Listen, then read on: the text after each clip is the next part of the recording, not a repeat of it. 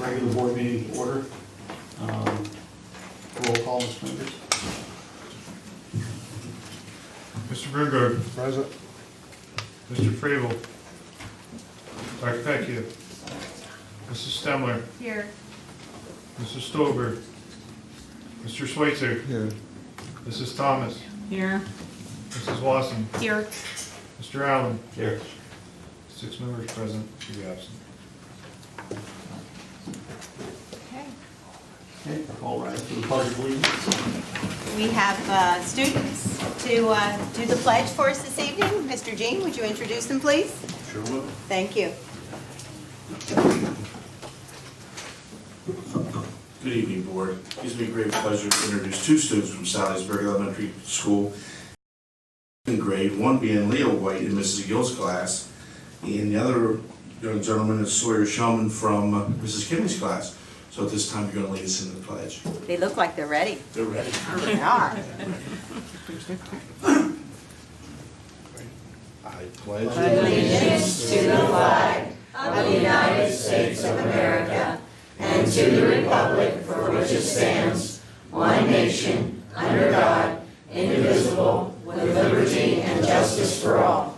And Lee and Sawyer, I have a certificate for you for leading the Pledge of Allegiance at our meeting this evening. This is for you, Sawyer and Leah, and I also have a flag pin.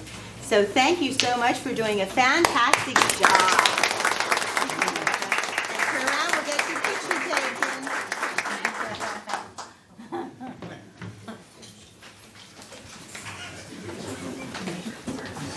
Thank you, Mr. Jean.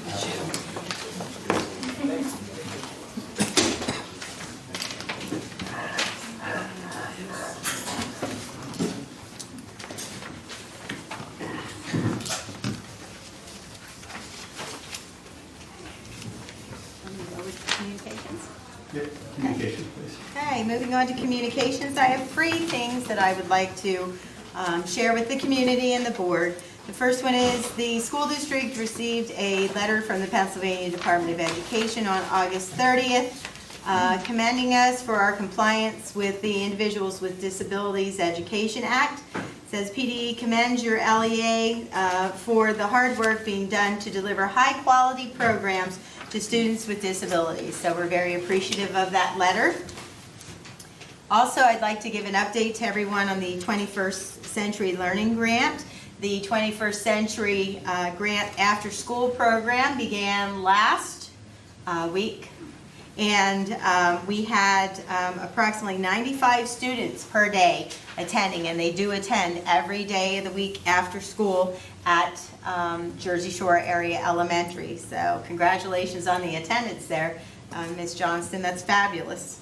And also, I'd like to introduce Robert Parker. He is our junior representative for school board. So welcome, Robert.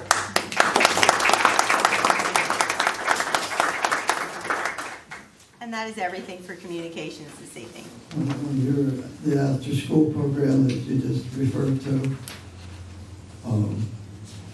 is that every week, It's every week, every day of the week. all for the school year? Yes, yes. You say you have 95? There are 95 in attendance on a daily basis. I was curious to how many of those students are learning how to read. How many are K-2 students? How many of the students are in a category where they're learning how to read? That's kindergarten to 2nd grade. Do you have an approximate number, Ms. Johnston? Approximately 50. We don't have kindergarten in the program, but we have about 25 first graders and 25 second graders. And they're all studying and learning how to read? What percent of the total, out of 95, how many are learning to read? Well, if there are 50 Whatever. and there's 95 total, that means 50. 40 are using their reading to learn and 50 are learning to read. Are there any students in 3rd and 4th grade that are also learning how to read? They're using their reading to learn the subject matter, I understand. and there are that. 45 of them. Okay, thank you. Our goal is to have all of our students be on grade level readers by the end of 2nd grade.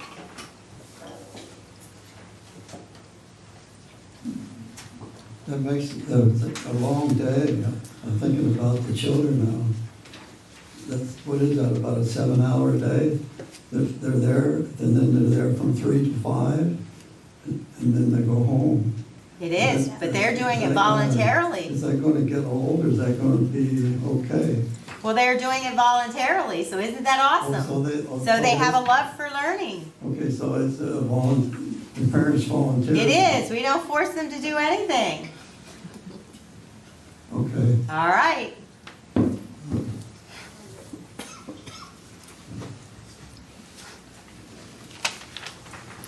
Okay, I just have a few things to go over tonight. One, I made a comment during the last meeting about vaping and the misconception about how safe it is. There continue to be more and more cases of people with pretty severe lung disease. The last meeting, I referenced an article by the University of Pennsylvania and the radiology department that identified vascular constriction for first-time vapors that had never tried it before in their lives. On September 7th, there was another paper that came out from Yale that teen vaping linked to more health risks. And it just continues to emphasize, it took us decades to find out what the side effects were of smoking, typical tobacco and products. And we're seeing this now in a matter of, essentially 5 to 10 years it's really taken off. And it's just, again, just parents and all adults, please don't consider it as a safe alternative to smoking, because it isn't. One of the things they have identified is a lot of the additives that they put into the vaping product are oil-based, and your lungs are not made to get rid of oil-based products. So it coats the lungs and diminishes the breathing capacity of the user. So just privileged to keep that in mind. And again, I'll bring out more information as it comes available, but it seems like it's coming in droves now. It seems like about every day. I think it's Michigan now has outlawed vaping completely. I'm not sure whether is that for, Carrie, I saw you agreed, was that just youth or was that adults as well? Do you remember? I know it's youth, I'm not sure about adults. Yeah. So, there are states that are recommending, just outlawing it completely until they find out more about what's going on with it, so. And I thought I saw an article where the CDC, the Center for Disease Control, recommended that everyone stop the vaping immediately until they figure out what's going on. I think there was a case just filed today also against Juul, because Juul was promoting it as a safe alternative. And they've been put on notice, I think, by CDC or the FDA, I forget which. But that was just today, I heard that on the radio. Yes. What's the impact on the elderly? They're not recommending it for anybody right now. I mean, it's, are you interested, or? I've never seen an elderly person do it. I just wondered if it's something I should be concerned about. Well, as an elder. You should try it. I'm guessing if it's not healthy for children, it's probably not healthy for anybody else.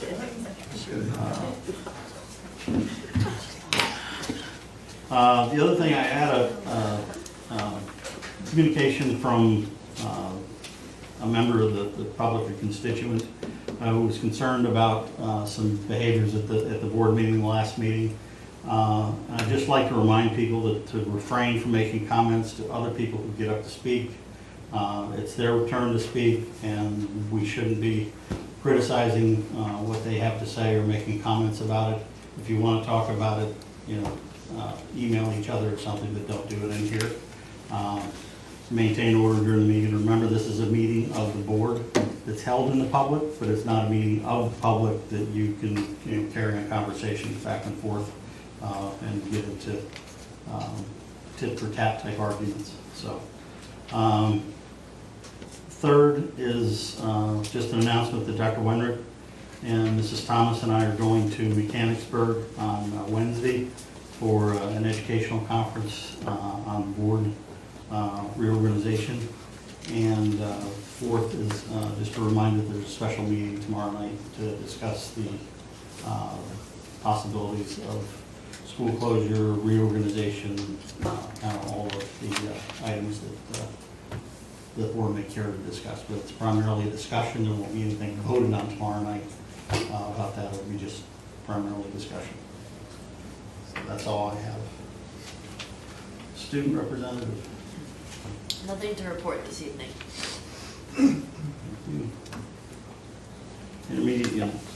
Our meeting is in 2 weeks, so I'll have a report next meeting. Mrs. Watson.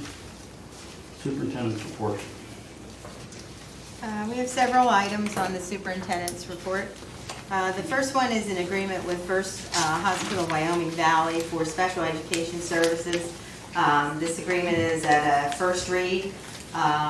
This is an agreement that needs to be between this agency, not because we send individuals there, but there have been instances where we have had students referred there as part of their treatment program for their own health needs. So in order for this agency to be able to educate those students while they're there, we need to have this agreement. So it is at a first read, and you'll be asked to approve it at the next meeting. Are there any specific questions about that agreement at this time? Once again, it's for our special education students.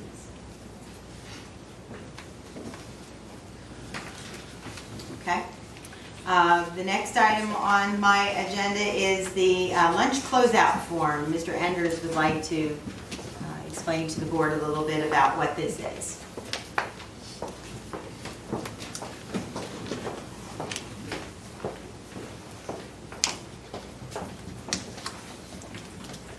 Good evening. I wanted to bring to you a issue/concern that the business office has been looking into and dealing with this past summer. So currently, when students leave the district and they have a positive amount of money remaining on their lunch accounts, the district is in possession of that money but cannot take ownership over that money. And by law, I must return that money to them. Or I have to put it into unclaimed property to the Commonwealth. If I put it into unclaimed property with the Commonwealth, I have to maintain the record of that account for 13 years, which can become very cumbersome. And it doesn't, the Commonwealth is very clear in its law that it does not care the dollar amount. So I literally have to track and keep records on a pending account. So the idea, as we talked about what to do about this, the idea I'm presenting you this evening actually came out of a news clip I saw on Bloomsburg University, from Bloomsburg University. As their seniors were leaving campus, they allowed them the option to donate their remaining monies on their lunch accounts to their local food pantry. So we had talked about it, I even talked to the solicitor, and we've talked about it internally here, and I talked to Pastor Rocker. I am proposing we would give parents 3 options to do with this money that is really theirs. One, they can request a refund of it, which we would then cut a check and return it to them. 2, it can be transferred to a sibling's account that's currently in the district. And that's a simple electronic transfer that we would do. Or 3, we would allow them to donate the monies to the local love center. And in conversations with Pastor Rocker, he was appreciative of that as an idea, and he indicated to me that they would look at designating the check or the money that we would give them on behalf of the parents to the backpack program, which directly impacts our students on a regular basis. Just so you know, right now you're talking about there's 211 accounts under $1. So how we would move forward with this, because I don't want to spend a whole lot of money on getting this word out. The initial word, I would ask to be spread by word of mouth. We're also going to try to do our our one-call system to all these accounts and just tell them, the way the system works, I can't tell them how much money they have on the account. I can just say, you have a positive account balance, which we are requesting you to close out. Here's where you can get the form. By all means, please try to close that out. If none of that works, unfortunately, we do have to turn it over to the Commonwealth. Are there any questions? We would not be doing anything for board approval at the next meeting. If there was any types of real questions or concerns, I would then think about holding it back for board approval, but if there's no real questions or concerns, we'd like to start getting this process done, moving forward.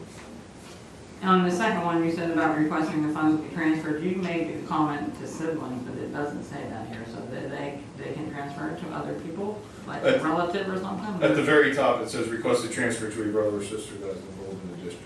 It's not- Oh, okay. Yeah, I'm separate. Did you say there's 211 accounts? Below $1. 200 what? There's 211 accounts that are, values are below $1. And these accounts are students? They could be employees of the district as well, or former employees of the district. Then when you use this bench for seniors, or seniors automatically get closed out? No, this would go through seniors too. Okay. What I would probably do is have a conversation with like senior class president, or I would talk to Mr. Keene about it, and as part of their kind of end of year cleanup process, and try to get this out there so we can get them before they leave. Good time would be the day they practice for graduation. They're all there. Well, unfortunately, this is a brand new process, so obviously we're gonna go backwards and try to get stuff cleaned up, and going forward, hopefully that it rolls out smoother.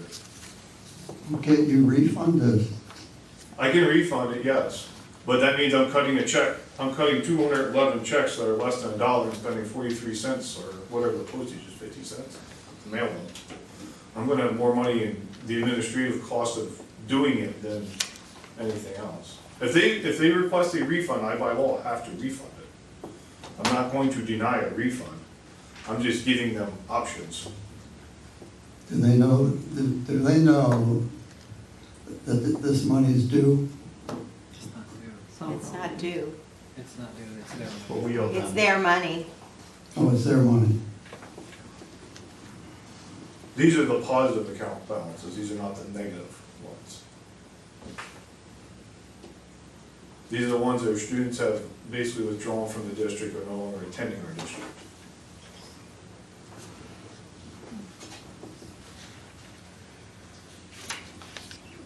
Are we intending to let them know what their account balance is? If they call in and request it, I will give that to them. If they go online and say, a lot of them probably have online access to the account, maybe, that they may be able to go in and check. But maybe some people might not even want to bother with it, and they'll just say whatever is in the account, we'll just donate it. If they come in and I just get one of these signed by a parent that says donate my funds, and they've never checked on what the account balance is, this is directed by the parent, the holder of the account. I think to be fair to the parent, you really, if they've got $100 in there, they may say, I want my money back. If they've got, $5, they may say, put it wherever you want to. And if they call in and to find out how much is on there, we certainly will give it to them. We're not gonna withhold information. Should we add a statement to that effect on this form as well? Or a blank space someplace where they can identify how much it is, so when they sign it, we have proof that they knew how much their balance was. I can make a notation at the bottom to determine your account balance, please email or contact so-and-so. That's not a problem. Okay. Mr. Erders, how far back do you have to go? This food service This is food service, that is correct. generated by food service. Give me 1 second. I just That's dropped okay. one email.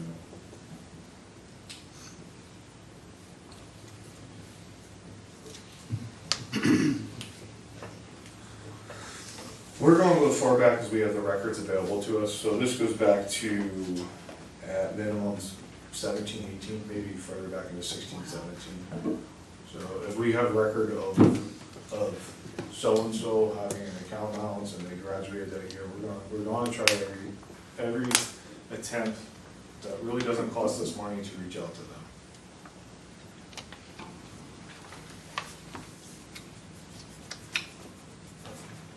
And then going forward, this will be part of our annual cleanup process of these accounts. That's less than $1 a count. Less than $1 in the accounts. I mean, it's trivial, really, right? Other than the bookkeeping costs. Other than the bookkeeping cost.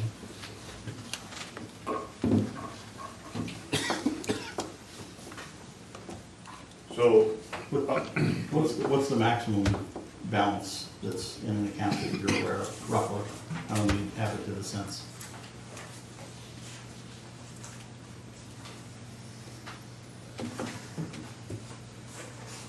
they're in dollar amount order, so I can look at the last page in front of me. $54.10. I would imagine a lot of parents would like to have that back. And that's what, I'm totally okay with that. Yeah, thank you. There are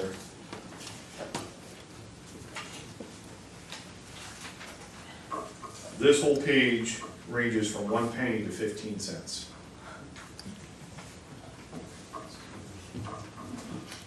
I think we should just offer it out.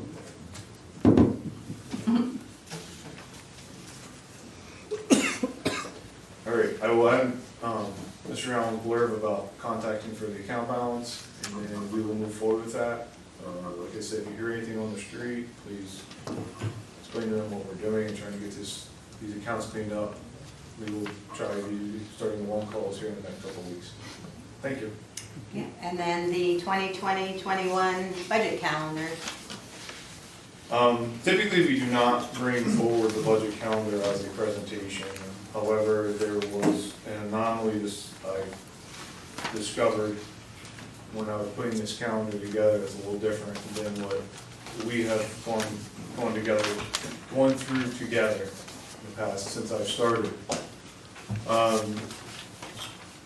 So therefore, I wanted to bring it forward to you. I will also include give this to you electronically and my board update at the end of the month, so you, or the end of the week, so you have it 2 different ways in this agenda and then also in the update.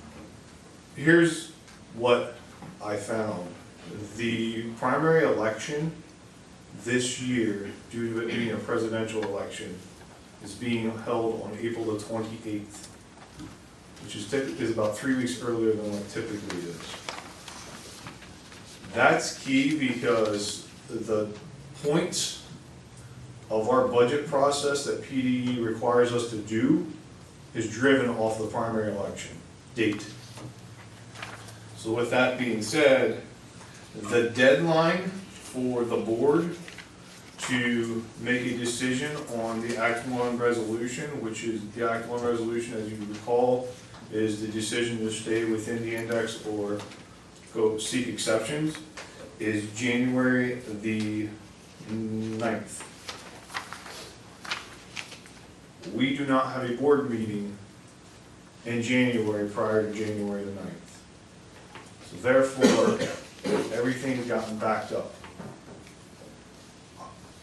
I have on this calendar that the board is to make the decision on the opt-out at the November 25th board meeting, which means I would be presenting to you and we would be having a discussion on the budget on November the 11th. So that is the big anomaly in this budget calendar. Outside of that, for the most part, everything else is running quite kind of normal.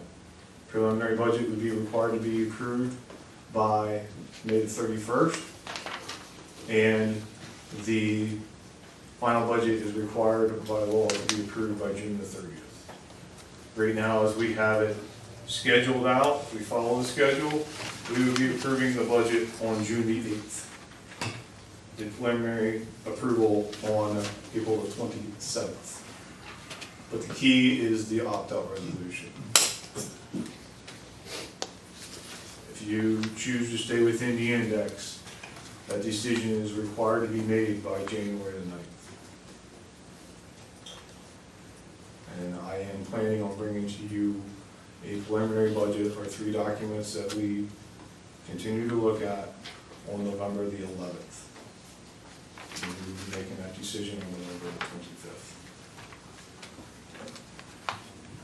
Are there any questions regarding the budget calendar?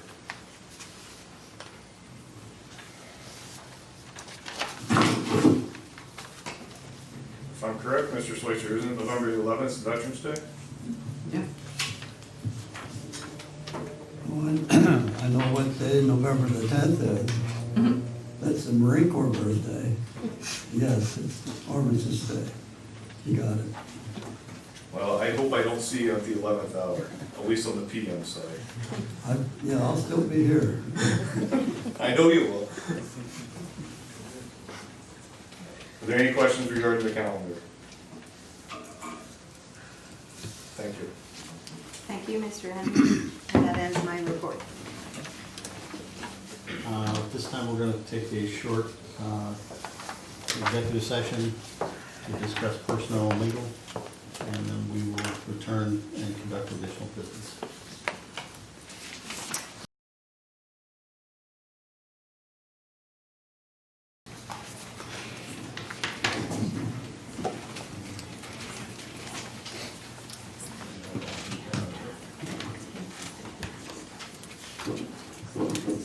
Have a courtesy of the floor for agenda items. We have one person signed in, Mr. Francis.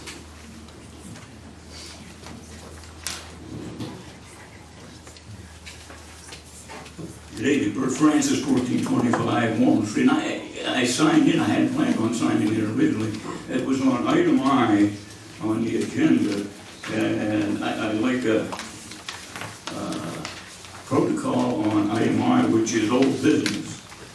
And my understanding of it was old business came up much earlier in the agenda. So my concern about old business is, are we the people allowed to participate or be involved in putting old business items back to you folks? Just a reminder, the board meeting is a meeting of the board. It's not a meeting of the public. You're here to observe and participate only in the courtesy of the floor section. Old business has been used historically for items that we wanted to make sure that stayed on the front burner, so to speak. Board members can place items under old business. But we aren't going to accept items from the public. Yeah, this is a suggestion of constructive criticism. I would think old business would be a very good place to have the board address unanswered questions from the people from the previous meeting. That's why we are not getting members attending board meetings anymore, because of a lack of response to their questions. So I think this would enhance communication between the people and the board. So I'm just making that suggestion. Thank you. Thank you, Mr. Francis.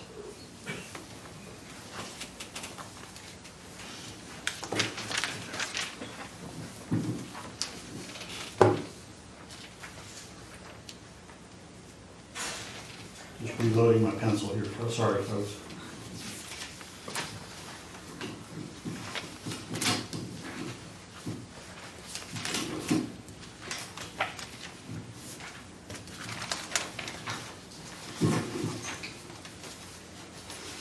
Okay, we'll move on to personnel. Items A through I. So moved. Second. Second. And Mrs. Swanson. Any questions, discussion, corrections on those items? Question on the energy, the energy leaders. First of all, how many energy leader positions do we have? There's an energy leader for each building. there's one in each building? Yes. That's the way And it then is. there's an overarching energy person. Yeah, forget the exact term that's in the contract, but there's an energy leader at each building. So who is the overall energy person? Heath Rager. Who, Heath Rager, he's located at the high school. does he report to the director of the physical plant? There's a connection between buildings and grounds director and this position. Yes, he and Mr. Mark Wall work together, yes. And then what do these leaders actually do? I'm just curious. They continue the conversations with the faculties at each building on energy conservation and report any anomalies or any energy use above and beyond what typically should be used throughout the school year. Will we receive an end-of-year report on energy and energy savings through our conservation program? Is that possible? I can ask Mr. Wall to work with Mr. Rager to give that at the end of the school year, certainly. Okay, thank you. Sure.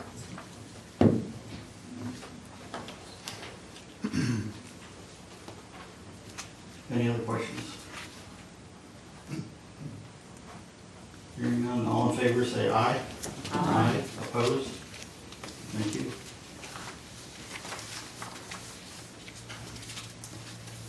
We have nothing under curriculum instruction, nothing under building and grounds, nothing under finance. Miscellaneous, we have items A, B, and C. The motion approved. So moved.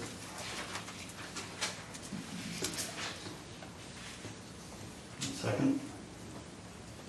Second. Any questions, concerns, corrections, comments? This more in the courtyard, would you review again what that is? I know we had a briefing on that, but I've forgotten what it really is. Mr. Armbruster, if you could come up, please, since you're the individual that presented. Thank you. Good evening, board. Just a reminder that this is a donation coming from friends and family members from State Farm Insurance Agency, which Kelly Klein's husband works for. And so his colleagues got together to donate money on behalf of her to recognize her commitment to our district. And so the proposal would be to redesign the courtyard to make it a place where students and staff can have access to it so that it's more than just the learning environment, but also the social thing, because it really epitomizes what Kelly stood for. So we are proposing to redesign the courtyard, to add picnic tables, to add benches, to make it a learning space for students as well as a place where they can gather socially. Will there be an actual memorial? I mean, Yeah, so the proposal a is to, plaque or, I don't know. yeah. There's space for plaques placed on the back of benches and on the picnic tables. And Mr. Jarrett at the high school said his students would be able to incorporate that, which an example of that was on the presentation, the last meeting, I believe it was the 28th. So I just showed an example of what they're able to do, what they're able to engrave. That's the neat part about the idea that the committee came up with, was that a lot of her former students are now in that class, so they'd be able to contribute to that. Sorry. What's this redesign gonna look like? You said you're redesigning the courtyard. So I can't imagine what that would be. the idea is to take some of the grassy area near the windows by the library and to make that concrete so that we could add some seating. I've talked with Mr. Wall about cutting down a little bit on the maintenance. So you put a concrete patio in, add benches, add picnic tables, and hopefully add some pressure-treated columns so that you can put some shade there through the use of sun bales, which we talked about. So that would be repurposing it, because as it stands now, it's a grassy patch. Just this summer, they put rocks in to help with some of the weed control, but our hope is that we could cut down on some of the maintenance as well and make this a more usable space than what it currently is. So do students use that area now? We use that area at times during the Come Alive period. Students will sit around in the grassy area. There have been times last year where students would go out and just read. When we have our cookout in May, the students eat in that courtyard, but there's no seating, so they're sitting around in the grass, and we wheel out the containers. We had an ice cream social for the kids last year, and we utilized that space as well. So they do use it, but we'd like to use it a lot more. In the mornings, our students get there, and we tell them to show up at 7:45, but some of them are there eager and ready to go at 7 o'clock. So there are students in that space right now, but there's really no seating for them. Okay, thank you.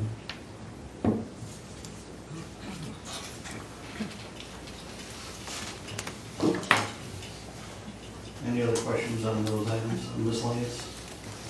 Could we just have a summary what the joiner board is? And how The Joiner Board is an agreement between the district and the Lycoming Clinton County Joiner Board, school-based outreach and student assistance services. And they provide an individual to the district who works with our teachers and students and their families in a myriad of ways to help them find services that the family may need, to help the district with communication to those families in regard to attendance issues. That individual is Margie Sowers. The board receives a report from her on a yearly basis, and she tells you how many students she meets on a yearly basis, and I don't know what we do without Margie Sowers and these services. So that's in generalities.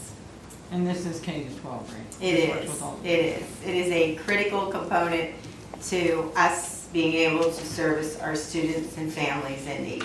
Yes, And Margie does do a good job. she does. She's fabulous. I have one question. Is this a requirement that we have this kind of service for students, or is this by our own choosing? It's by our own choosing. It's not a requirement. Okay. Have you ever looked into possibly another organization or facility? I happened to, as I went over the letter of agreement, I realized what it is that we're paying them. Didn't know if anything else existed out there. Was that a better price, or? I honestly don't know. This is who we've had since I'm here, and they do such an outstanding job. I just can't imagine there would be anyone else out there. Mrs. Leedy, are you aware of any other services that provide this?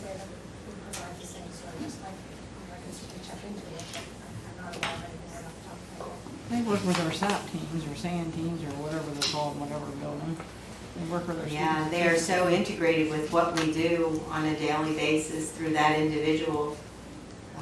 I just can't imagine. Okay, thank you. Sure. Any other discussion? I just have a clarification.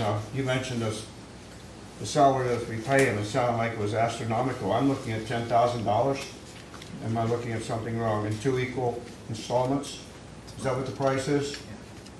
We're paying the share. I just don't want to make it public to say that we're paying $50,000, $80,000 for this position. It's a $10,000 amount to be paid in two installments. Well, and I can just attest to the fact that if you go with a licensed social worker, that salary would be comparable to a school psychologist's salary or something else. So that's a very minimal cost for the services rendered, it looks like. One question I do have is did we get the grant for added social? We have not heard We yet. haven't heard yet, okay. And that's an excellent point, because we even had difficulty working through the IU to find a part-time social worker who's qualified.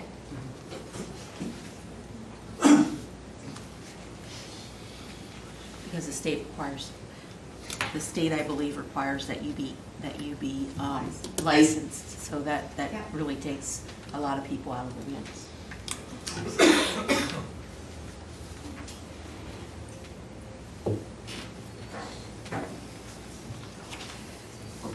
Any other questions? Hearing none, all in favor say aye. Aye. Opposed? Thank you.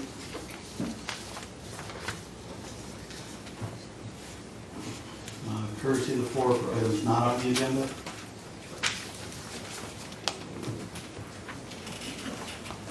Good evening. Bob Pryor, Mifflin Township. The last meeting, Madam Superintendent was kind enough to answer a question for me, and that was that the school population is still decreasing. Mr. Chairman, is it permissible to ask her what the figure is? The number of students in population between this year and last school year. Total. Just a reminder that the date that everybody uses, for the state uses, is October 1st. So we really haven't gotten there yet, so we try to use a consistent date, because you're gonna have small variations up or down on any Can given you give me month. something in the ballpark? Within 10 plus or minus? Honestly, right now, Bob, I really wouldn't want to answer that question, because I wouldn't want to give you something that's inaccurate. Okay, that's fine. Just a statement concerning the budget and Act 1 deadline discussions. I just want to say that if any of the optional plans are approved by this board, we will be taxed above the index. The whole purpose of consolidation discussions is due to the expanding deficit and decreasing student population. Any plan that will increase cost in lieu of cutting costs will indicate the lack of good sense and sound judgment by this board. Now, I realize it takes a majority vote, so I'm not saying all board members have a lack of sense or good judgment. The taxpayers expect this board to spend our tax dollars with prudence, not extravagance. Thank you very much.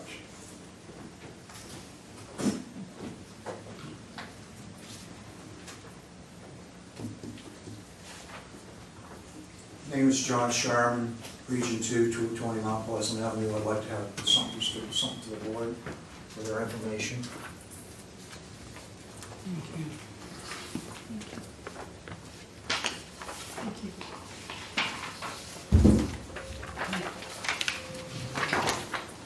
Thank you, John.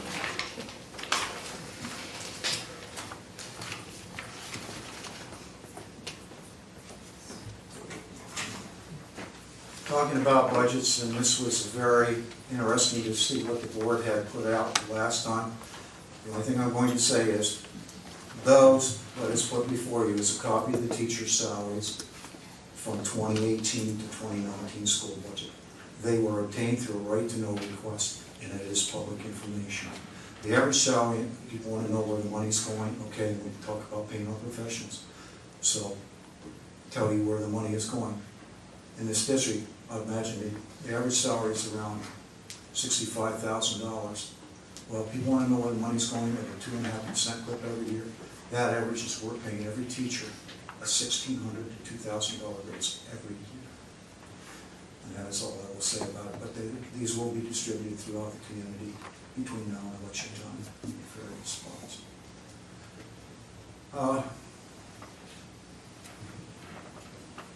We had a gentleman here the last board meeting who said that because of the addition to the elementary school, that it lowered our tax rate or our credit rating. Well, I would like to remind that individual that during that time from 2006 on up through 2013, there's a few members sitting up here, including myself and Mr. Miller and Mrs. Hellman, that aren't here anymore, who worked very hard to get the school district back on good financial footing.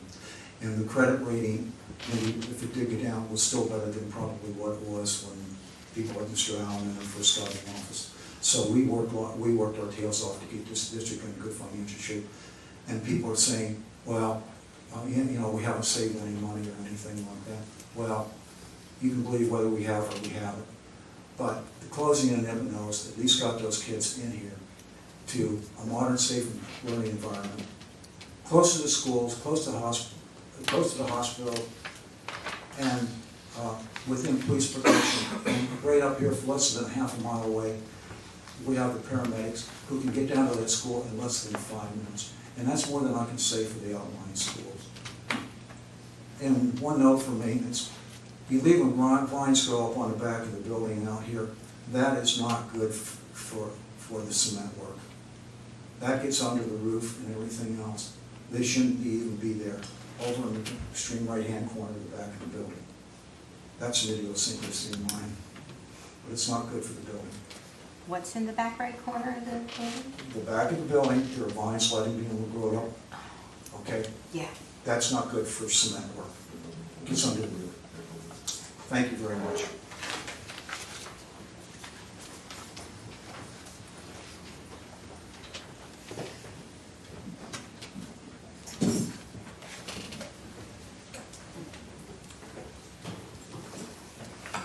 For Francis, 1425 Locust Street, Jersey Shore, PA. You're going to have a working session meeting tomorrow night. Will the public be able to participate in the discussion and talks during the course of that meeting? There'll be a courtesy of the floor similar to any other meeting. So you'll have the 3-minute period courtesy of the floor as you would in any other meeting. That's good news, yeah. I'd just like briefly, just relative to somebody come up earlier about reading in our schools and so on and so forth. I was fascinated and glad to hear that. Many years ago, I enrolled in a Penn State continuing education course, speed reading and comprehension. And when we sat down with our professor to take this speed, he gave us a box about this big square, and he said, "Don't open that box." He said, "Just sit still." And he said, "I'm going to teach you proper reading posture first before we learn how to read and correctly." He said, "You don't know how many things are caused by improper reading posture." So he did teach us proper reading posture, and he made sense when he told us what improper reading posture would do. So I thought this over the years and many times. Like today, the size of the backpacks our children are carrying around on a daily basis and all the technology they use, their heads are continually, and this was the first thing we were taught, never put your head down to read. Always sit with your head up. And we created a society where these young people and so on and so forth are creating this strain on our spinal cord, et cetera, et cetera. So it does concern me. Maybe we might teach them when we get some stands so the kids got their heads up when they're reading today. Thank you very much. Thank you, Mr. Francis. Anyone else?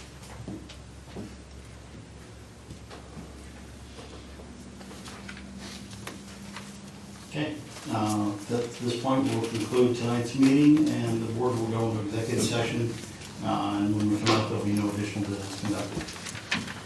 Why are we going into executive session? Personnel and legal.